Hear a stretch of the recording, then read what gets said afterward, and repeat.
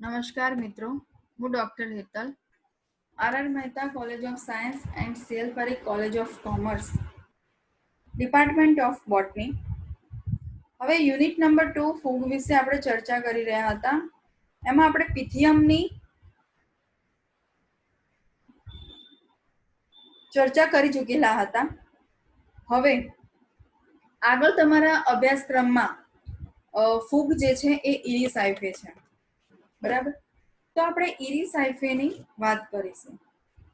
તો ઇરિસાઇફે જે ફૂગ જે છે એનું ક્લાસિફિકેશન આપણે જોઈએ તો વિભાગ છે યુમાઇકોટા, ઉપવિભાગ છે એસ્કોમાઇસિટીસ, વર્ગ છે પ્લેક્ટોમાઇસિટીસ, ગોત્ર છે ઇરિસાઇફેલ્સ અને કુળ છે ઇરિસાઇફેસી અને પ્રજાતિ છે ઇરિસાઇફે. બરાબર, આ વસ્તુ તમારે યાદ રાખવાની છે. તો અહીંયા આગળ જે વિભાગ જે છે એમાં યુમાઇકોટાની લાક્ષણિકતાઓ શું છે, એટલે કે આ યુમાઇકોટા વિભાગની અંદર જેટલી પણ ફૂગ આવેલી હશે એની વાત કરેલી છે કે કોષ દિવાલ ધરાવતી ફૂગ તંતુમય રચના ધરાવતું સુકાઈ શાખામય અને કવકજાળ સ્વરૂપે એક કે વધારે કોષોની બનેલી કવકજાળ સુકાઈનું વાનસ્પતિક પ્રજનન કવક તંતુમાં રૂપાંતર પામી અલિંગી પ્રજનન કોનિડિયા દ્વારા લિંગી પ્રજનન વિવિધ રીતે થાય છે. અહીંયા આગળ શું કીધું છે કે કોષ દિવાલ ધરાવતી જે ફૂગ છે એમાં તંતુમય રચના ધરાવે છે સુકાઈ, અને સુકાઈની રચના જે છે એ શાખામય અને કવકજાળ સ્વરૂપે આવેલી હોય છે, અને એક કવકજાળ સ્વરૂપ સિવાય એક કે વધારે કોષોની બનેલી કવકજાળ જે છે એ સુકાઈનું વાનસ્પતિક પ્રજનન કવક તંતુમાં રૂપાંતર પામી અલિંગી પ્રજનન કોનિડિયા દ્વારા થાય છે, અને અલિંગી પ્રજનન જે છે લિંગી પ્રજનન છે વિવિધ રીતે થતું હોય છે. તો યુમાઇકોટાની અંદર અલિંગી પ્રજનન કોનિડિયા દ્વારા થશે અને લિંગી પ્રજનન અલગ અલગ રીતે થશે, બરાબર. આગળ આપણે ઉપવિભાગ જોઈએ એસ્કોમાઇકોટીના. તો કે તે દરિયાઈ જમીન કે મીઠા પાણીમાં પ્રાપ્તિ સ્થાન વનસ્પતિઓ કે પ્રાણીઓ ઉપર મૃતોપજીવી એકકોષી કે દિવાલયુક્ત તંતુ અલિંગી પ્રજનન કોનિડિયા દ્વારા જે કોનિડિયો સ્પોર પર આવેલા હોય છે તથા કલિકા અને ખંડન દ્વારા પણ પ્રજનન, લિંગી પ્રજનન, જન્યુધાની યુગ્મન, જન્યુધાની સ્પર્શ, શુક્રકોષ યુગ્મન, કવક સૂત્ર યુગ્મન, આ બધા દ્વારા એનું શું થાય છે, પ્રજનન થતું હોય છે, બરાબર. તો અહીંયા આગળ આપણે વાત કરીએ એમ કે જન્યુધાની યુગ્મન, જન્યુધાની સ્પર્શ, પછી શુક્રકોષ યુગ્મન અને કવક સૂત્ર યુગ્મન, આ બધાની રીતે સ્ટેપ બાય સ્ટેપ એનું પ્રજનન થતું જોવા મળતું હોય છે. હવે વર્ગ જે છે એ પ્લેક્ટોમાઇસિટીસ છે. તો પ્લેક્ટોમાઇસિટીસ ની અંદર કઈ આવશે, તો કે કવકજાળનું બનેલું સુકાઈ વિવિધ રીતે ઉદ્ભવેલા કોનિડિયા દ્વારા થતું પ્રજનન જે છે એ લિંગી પ્રજનન એન્થેરેડિયમ એટલે કે પુધાની અને એસ્કોગોનિયમ એટલે કે સ્ત્રીધાની વચ્ચે થતા સ્પર્શ દ્વારા પ્રજનન થાય છે, અને એસ્કોજીનિસ જે છે એ કાયમી તેમાં તંતુ અને એસ્કોસ્કાર્પ જેવી રચના બનાવતું હોય છે, બરાબર. શું બનાવે છે, એસ્કોકાર્પ જેવી રચના બનાવતું હોય છે.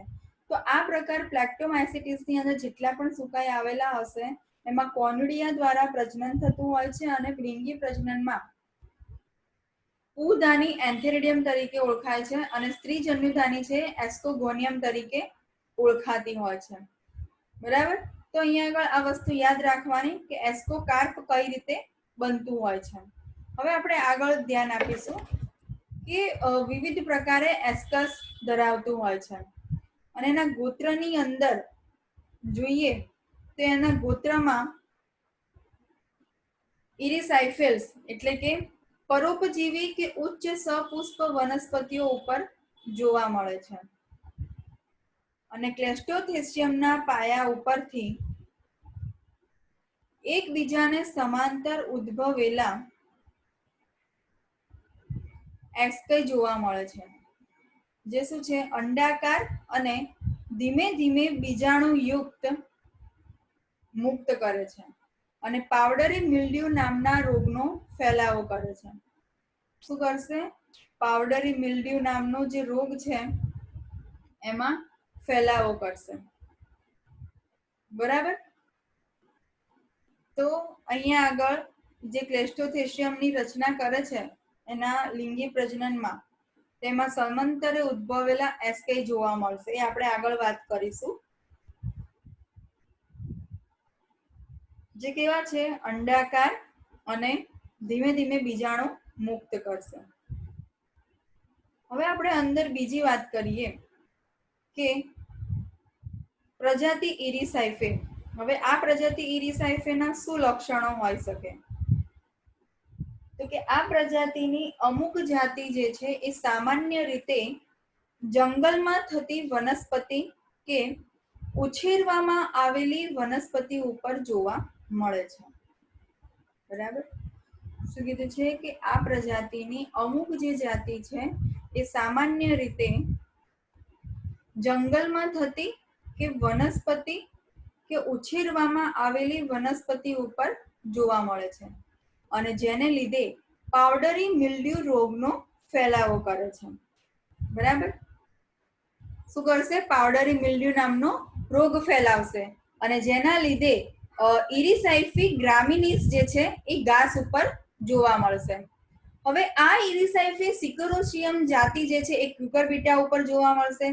ઇરિસાઇફે પોલિગોનાઈ જે છે એટલે કે વટાણાની પ્રજાતિ ઉપર જોવા મળશે. એટલે કે દરેક વનસ્પતિ ઉપર ઇરિસાઇફીની સ્પીસીસ જે છે એ બદલાતી હોય છે. બરાબર. ઘાસ ઉપર એટલે કે ગ્રામિનીસ જોવા મળશે, કુકરબીટા એટલે કે સિકોરોશિયમ અને વટાણા એટલે કે પોલિગોનાઈ. એમાં 22 જેટલી જાતિઓ નોંધવામાં આવી છે. બરાબર. કે જેમાં ખૂબ જ સામાન્ય ઇરિસાઇફે સિકોરોશિયમ કે જે ખાસ કરીને કુકુરબીટા અને કમ્પોઝિટી જેવી વનસ્પતિઓ ઉપર જોવા મળતી હોય છે. હવે આ વનસ્પતિઓ જે હોય છે એ વનસ્પતિની અંદર જ્યારે ઇરિસાઇફે પોલિગોનાઈ વટાણા વાલ ઉપર વધુ પ્રમાણમાં, જ્યારે ઇરિસાઇફે ગ્રામિનીસ જે છે એ મોટા ભાગે ઉત્તર ભારતમાં ઓટ છે, બારબી છે, ઘઉં છે અને રાઈ છે એ બધા ઉપર જોવા મળતી હોય છે અને તેમાં ખાસ પ્રકારના યજમાનના સંપર્કમાં આવે તો જ તે વિકાસ પામી શકતું હોય છે. બરાબર. જેમ કે ઇરિસાઇફે ગ્રામિનીસ જે છે એ ઘઉં ઉપર જોવા મળે છે, પરંતુ બારબી ઉપરને અસર કરતું નથી. બારબી એટલે કે ઓટ. બરાબર. એટલે કે એ વનસ્પતિ ઉપર અસર કરતું નથી.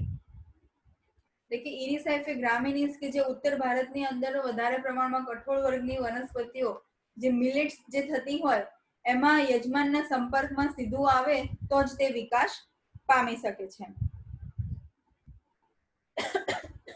સોરી. હવે એની વાનસ્પતિક રચના જોઈએ કે આ ફૂગ વનસ્પતિ ઉપર થતી વાનસ્પતિક રચના જોવા મળતી હોય છે. બરાબર.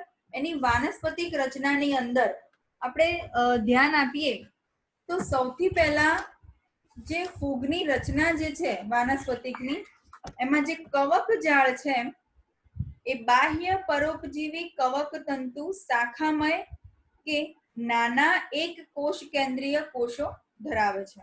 હવે અહીંયા આગળ ઇરિસાઇફે જે વનસ્પતિ ઉપર થતી હોય એ વનસ્પતિનું અહીંયા આગળ લીફ બતાવ્યું છે. એના અંદર એના કોષની અંતસ્થ રચના એટલે કે ફૂગના કોષની અંતસ્થ રચના કેવી હોઈ શકે એ બતાવ્યું છે. બરાબર.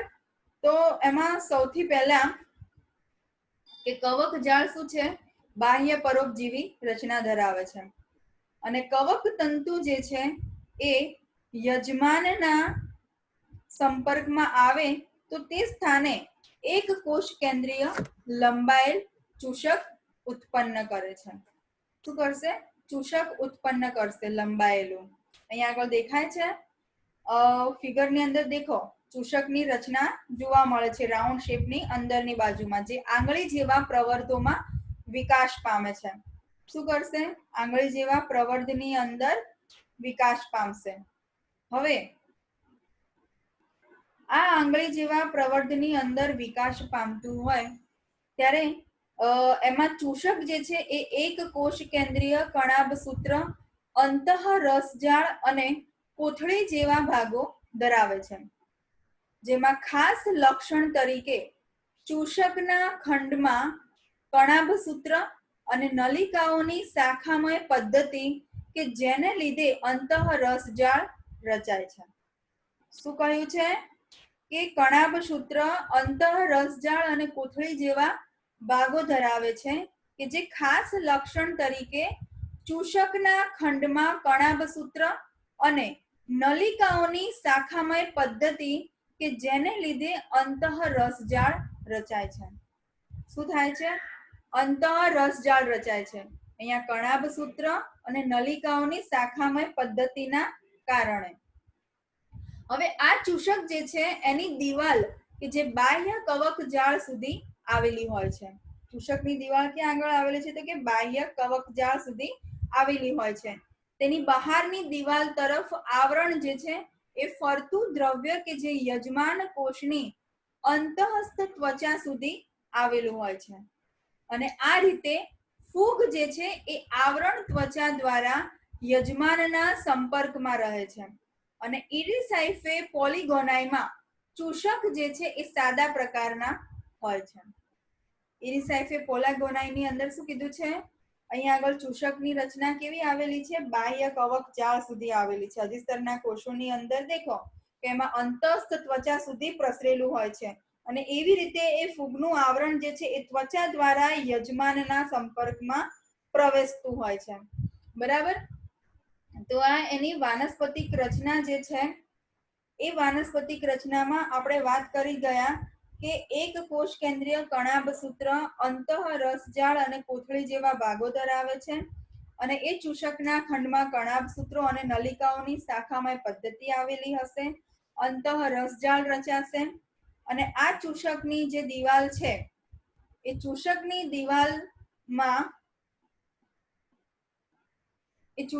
દિવાલ તરફ આવરણ ફરતું દ્રવ્ય કે જે યજમાન કોષોની અંતઃસ્થ ત્વચા સુધી આવેલું હોય છે. અને આ રીતે જે ફૂગ જે છે એ ફૂગ આવરણ કે જેમાં ત્વચા દ્વારા યજમાનના સંપર્કમાં રહે છે. અને આ ઇરિસાઇફે પોલિગોનાઈમાં ચૂષક દ્વારા ચૂષક કેવા હોય છે? સાદા પ્રકારના આવેલા હોય છે. બરાબર.